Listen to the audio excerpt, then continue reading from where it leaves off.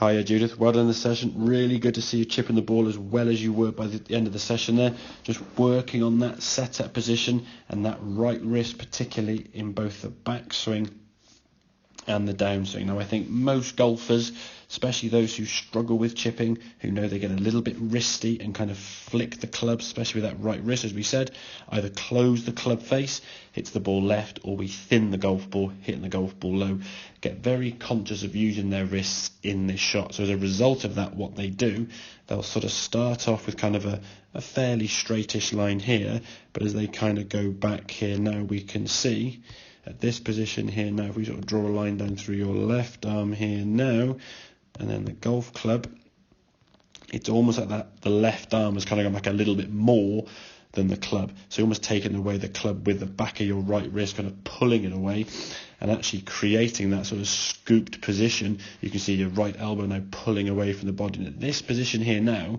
there's not really any real wrist hinge at all. I mean, if I was being sort of super critical, we can zoom slightly more in.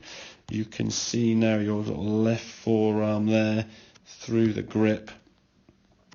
It's kind of in line, I suppose, but the club really at this point we'd expect to be a bit more back here, where your right elbow would soften a little bit and you get a bit more angle in that right wrist.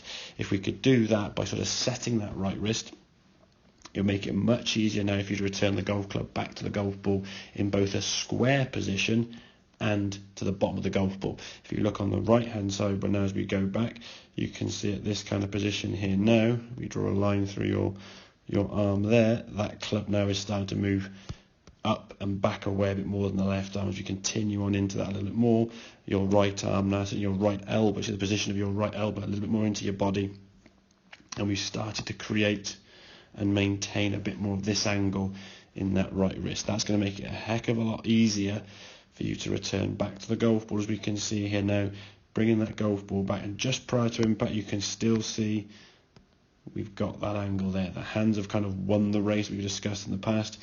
Lovely little strike of the golf ball here now, and just like a nice little rotation there with the torso back and through. So it's a fairly simple move, we should say. What we've got to try and focus on there is that movement in that right wrist, and by maintaining that angle as best we can. Some of those drills that we discussed, if you sort of position the golf club on the ground kind of back here and then simply drag the golf club through the grass till it gets roughly, I suppose on the other side, sort of completing a triangle there, as we can see, that'll really give you a feeling of how both your body weight, your arms, and particularly again your wrist we discussed, will feel as you come to impact. Again, you can do that on a welcome mat or at home somewhere, and really try and really scrape into the ground. Don't be afraid to compress and push that shaft down into the ground.